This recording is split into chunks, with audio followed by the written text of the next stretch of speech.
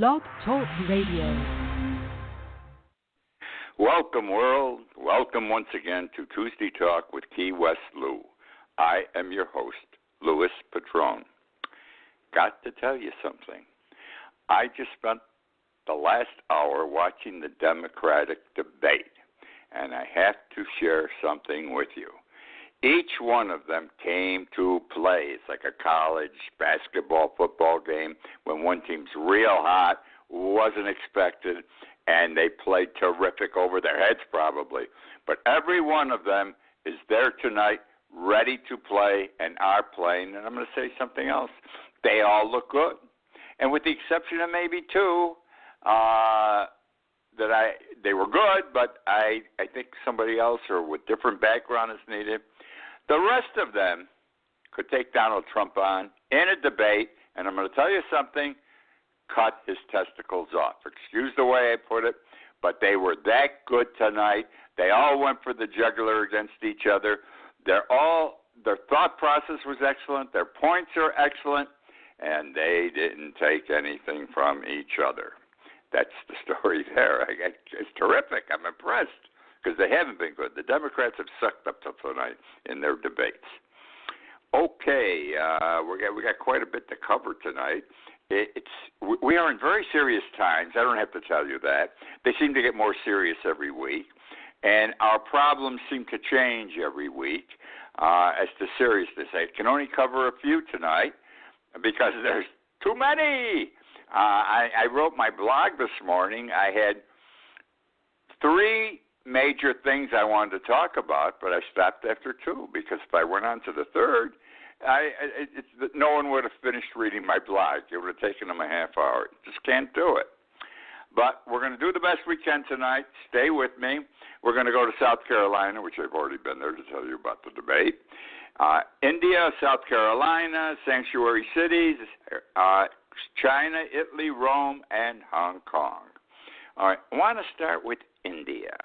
As you know, President Trump and Melania and Jared and the president's daughter are in India. It's a state meeting. Trump is there for a 2-day, 48-hour state meeting with India, the president of India. And they look good on television, these people, and on the Internet. I mean, in front of the Taj Mahal yesterday, Melania, she's dressed beautifully in white with a green slash around her. The president even looked good, except he seems to be getting fatter.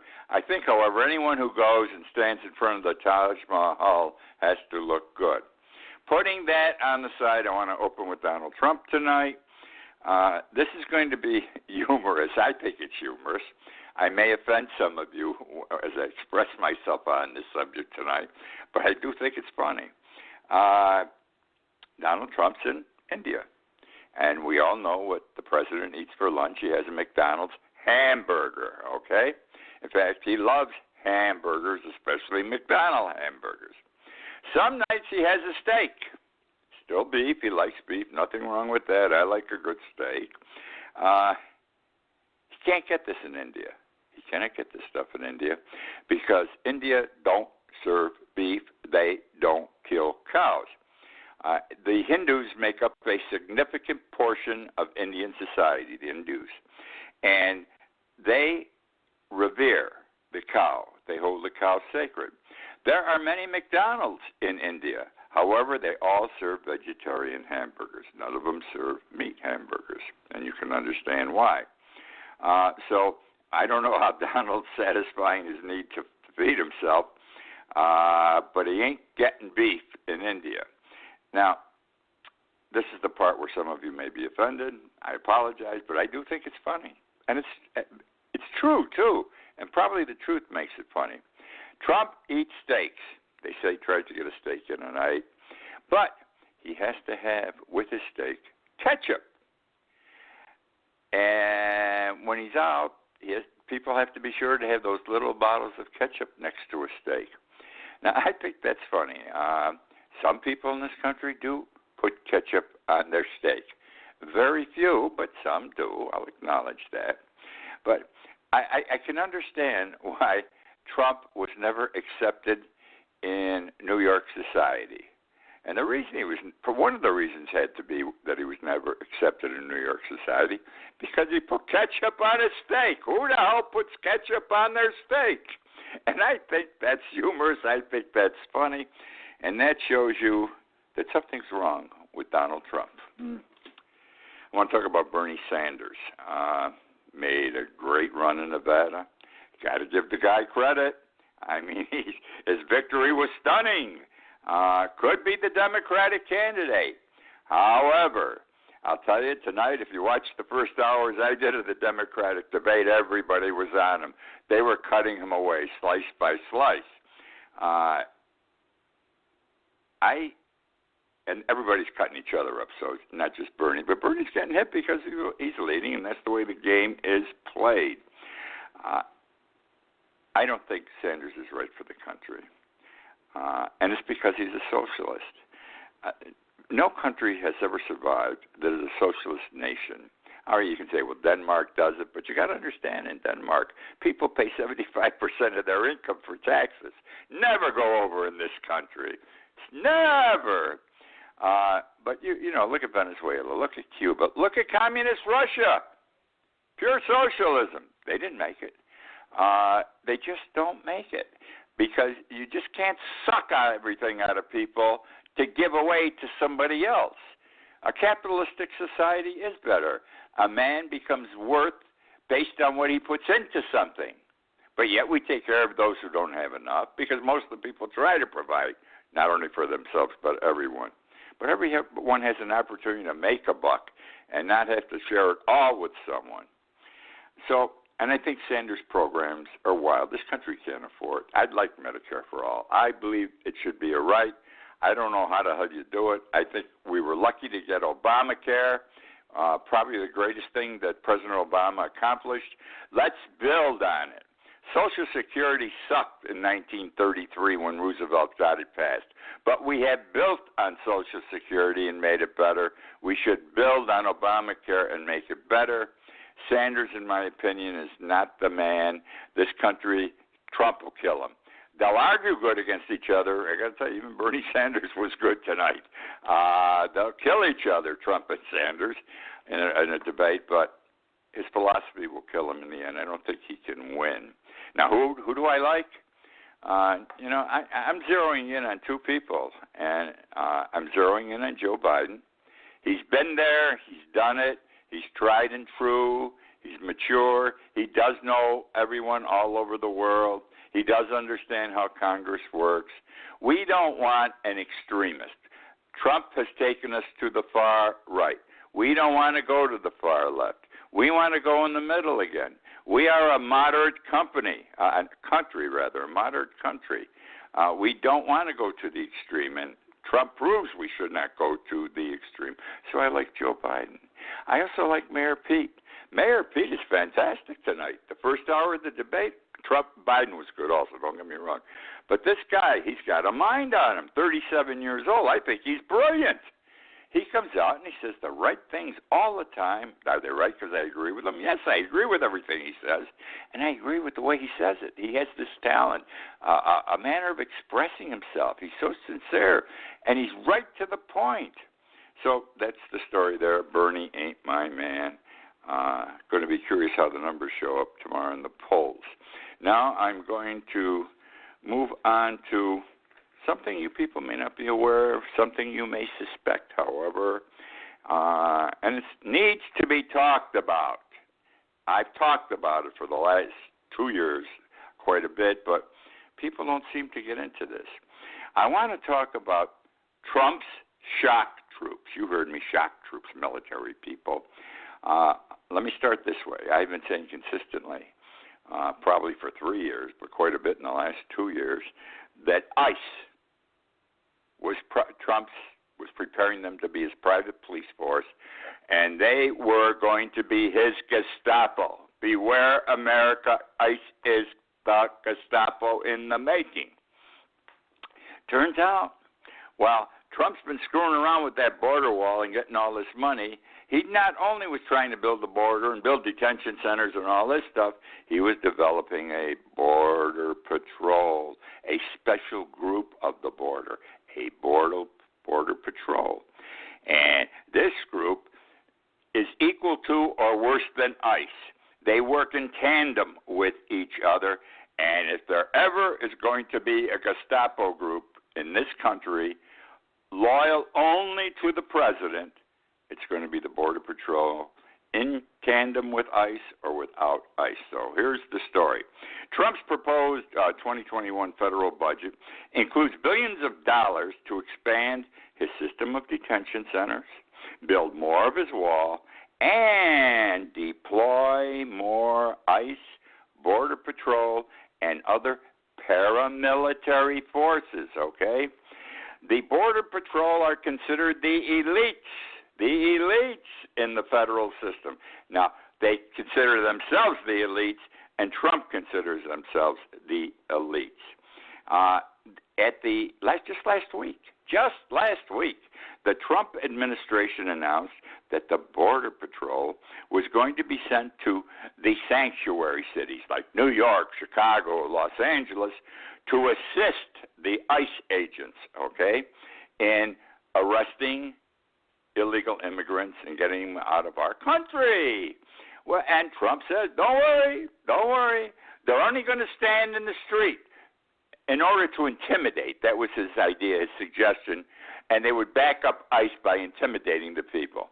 Now, you have to understand how these people look, this Border Patrol. ICE is bad enough in their dark green uniforms.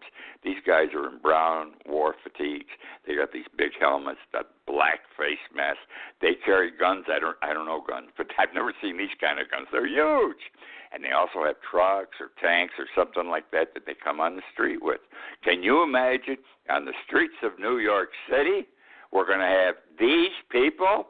We're going to have a civil war in New York City. It's not going to be the people in the houses. It's going to be the New York City Police Department, the state police, okay, from the governor's office. New York isn't going to tolerate that shit. No other state will, I believe, okay?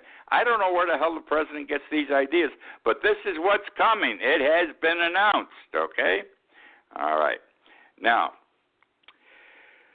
the next step that is coming in Trump's campaign of violence, threats, intimidation, harassment, brutality against non-whites, migrants, and immigrants, and refugees involves this Border Patrol and ICE. Okay? Now, they think a certain way. You're going to be shocked with what I'm going to share with you. The Border Patrol and ICE have their own mental thinking as to who they are and what they can do. Let me share it with you. They do not believe they are a civilian law enforcement agency. They do not believe they are a civilian law enforcement agency. They believe they are kin to the Marine Corps. Yeah, these guys think they're kin to the Marine Corps. They do not believe they are accountable to Congress, which is why when some of them had to appear 2 months ago before a congressional committee, they lied. It was established afterwards they lied. They lied under oath.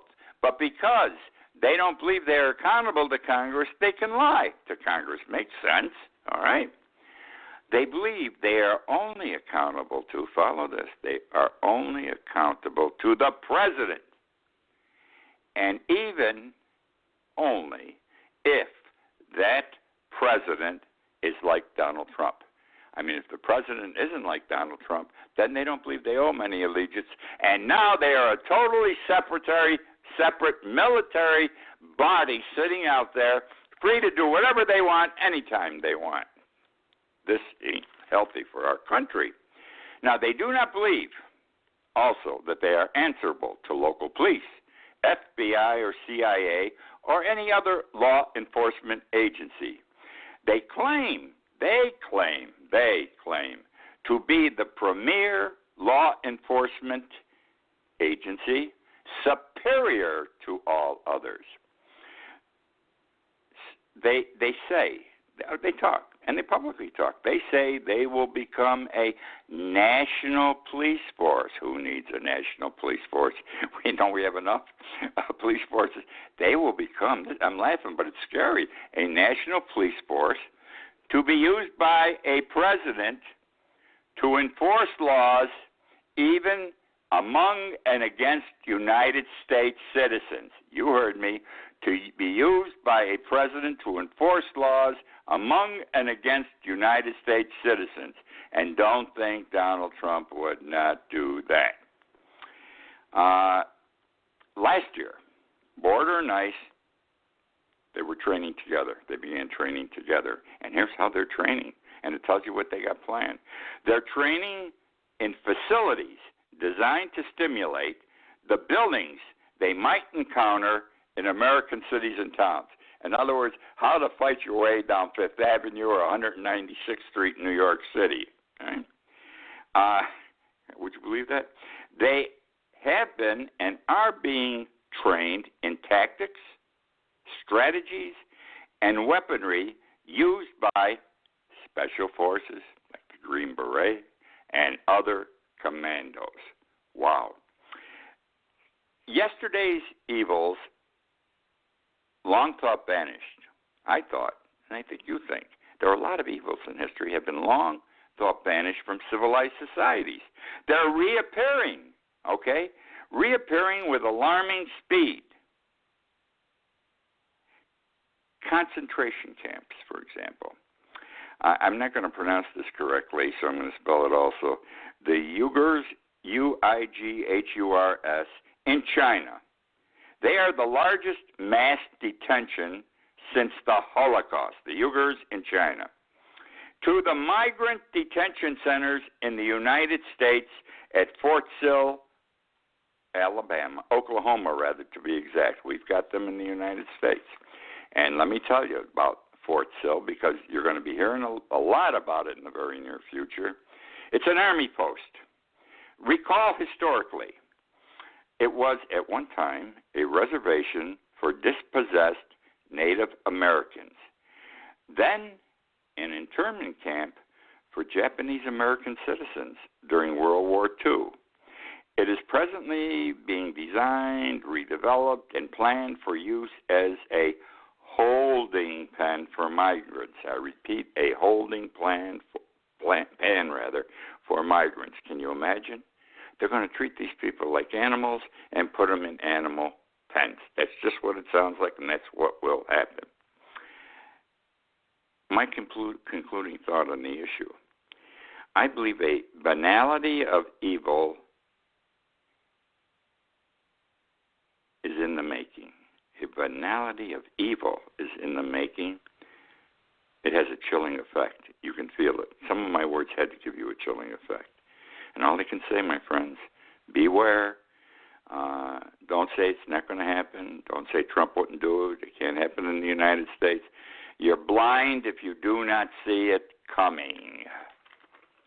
Okay, now we're going to move on to another major issue, and it has to do with coronavirus that's going around the world. It's the modern day Black Plague. It's the flu epidemic worldwide of 1918. We got a problem with coronavirus. It's hitting several countries. The numbers increase every day. More and more people are dying. We have no vaccine. We have no cure. We got nothing in the works yet. Okay, here's this, because it started. Here's what the health experts have to say, and it includes what Donald Trump is or is not doing. And what I'm going to share with you is not commendable for Donald Trump. He's sitting on his ass and doing nothing. He's talking a good game, but he ain't playing the game at all. Let's begin. You recall alternative acts.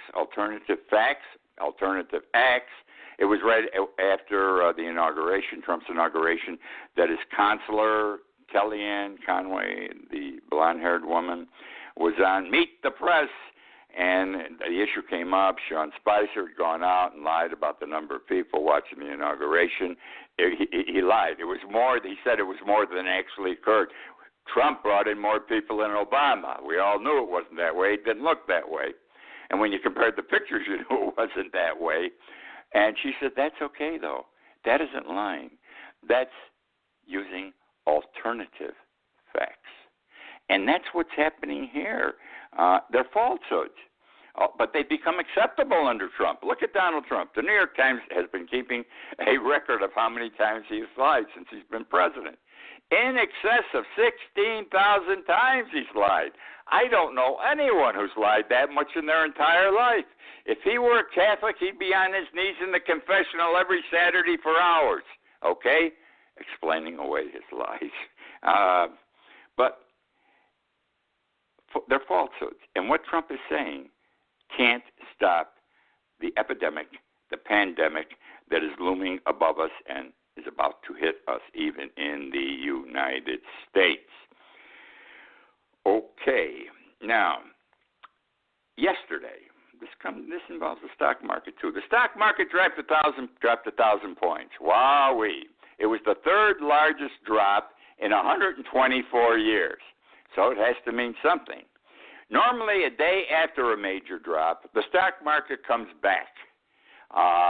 People trade and buy because they can get things cheap and so forth.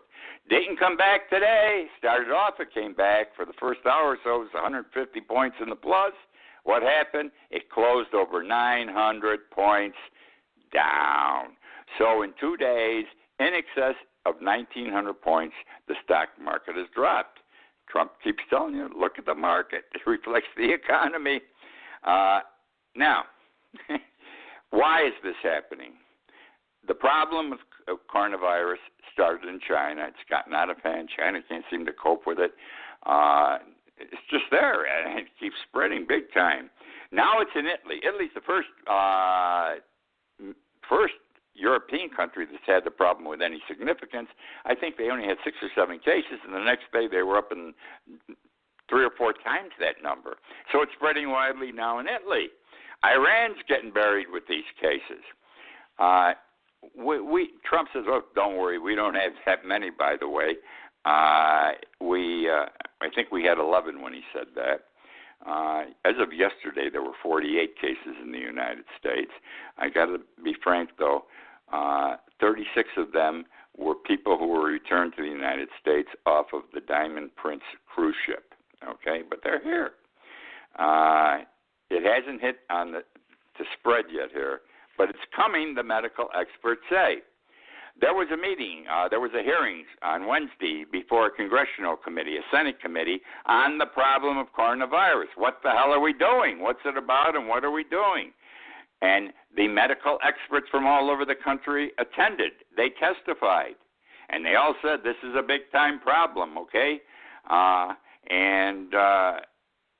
I got to tell you first who wasn't there. No one from the Trump administration attended. They refused to testify. They did afterwards behind closed doors, but they would not testify publicly. I think with something so dangerous, the people of this country have a right to know what's happening, but they won't let us, okay? They're afraid of public opinion in this case. Now, Donald says, don't worry. He says, I talked to the President Tsai of China. He says he's got the thing under control. When the warm weather comes in April, the heat will kill the germ. He's relying on a guy whose country's getting buried with this virus to tell him it's going to go away. And he tells us, don't worry. My friend told me, just like his friend Putin, his friend, the guy from North Korea. Don't worry. When the heat comes, it's going to go away. The medical people say, no way, Jose, okay? And we got those kind of systems going on. Don't forget, Donald had also said a couple of nights ago at the rally, with regard to the virus, we're in great shape in our country, quote unquote. Things are getting better. Believe me, okay. Don't believe him. This is the expert on everything, okay? He's an expert on climate change. He's an expert on windmill cancer. He doesn't believe the experts because he is the experts. The experts are telling us it's not a question of whether the virus is going to come here. It's a question of when. And they believe it will be soon. So now the issue becomes, are we ready? Okay, are we ready? Well, the head of the CDC said that we're not ready, and we won't be ready for at least a year. Number one, we don't have a vaccine. If we can come up with a vaccine to test, it's going to take us at least 2 months, right? At least 2 months. and then it'll take us a year to refine it if everything works right. So we've got a whole year without any protection, okay? He said what we should be doing right now is worrying about how to contain this disease so it doesn't spread until we have a vaccine. Nothing is being done by the federal government to work containment, okay? Nothing is being done to work containment. In fact, let me see. I've got some notes here. Let's see if I can find one I want to share with you, because this is shocking what I'm going to share. I better find it. Oh, money is everything. You need money to fight this stuff, okay? And Trump is talking positive. Don't worry, I've got a handle on the thing. Well, let me tell you what's happened in the past 2 months. Trump has proposed cutting U.S. funding for the World Health Organization in half, okay? That means okay? He has cut by 16% CDC funding. They're the ones that are going to run the show on this virus in this country. He has cut funding for the National Institute of Health by 8%. And guess what? Every time he talks about this thing, he reminds us, and I'm being repetitive. My friend President Xi tells me not to worry. All right, just like Putin tells them not to worry. They haven't hacked our elections or, screwed up our election process in 2016 and are ready to do it again in 2020. North Korea's got the problem. His dear friend, the president, doesn't talk about it. But he does say they're fighting the virus with burdock roots, B-U-R-D-O-C-K. I didn't have time to check it out. I don't know what the hell it is. But they're fighting it with burdock rocks, and he told Trump he should try it himself for our country. Okay, my friends, we're getting a wake-up call. I don't think we are hearing it. We're vulnerable. We're not going to have drugs. And another problem on drugs. Do you know that most of the drugs we prepare in this country for sale, you know where the raw materials for those drugs come from? China. I'm laughing. I shouldn't. This is terrible. They come from China. China that's got the worst virus problem going. That's where we get the raw products from to make our drugs, our antivirus drugs, even for coronavirus. This has been talked about. There's wake-up calls all over the place. Trump isn't hearing them. When he does, he refuses to accept them. He is not moving his ass. He has to move his ass. This country has to move our asses, or a lot of people are going to die here a year from now, and it won't be funny. Let me give you, I'm running out of time here.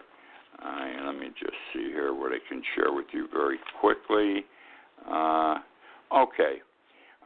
Very quickly here, more people are enslaved, than ever before in human history. And this includes in the United States, the slave trade. 40 million people, 1 in 4 are children, very profitable. Slavery, human slavery, is $150 billion a year annually. The United States, we're involved in it, especially with young women. The average age is 13, as young as 9. Most of them, and this is the sad thing, come through government welfare agents. These kids who parents can't take care of them, send them to some family. The family then sells them, and nothing happens to people in the human sex trade. And these kids are used for sex. This is a big business. It's now the biggest business that organized crime has in this country. It's ahead of drugs. It's ahead of everything. Human sex trade with these young ladies. Horrible. Anyhow, my time's run out. I hope you've enjoyed the show. We've been all over the place on some extremely important issues. If I was a little rough in the way I talked tonight or a little excited, I think these are excitable issues. These are important issues, and we've got to face up to them and deal with them now, not when it's too late. Thank you for joining me. I look forward to being with you again next week.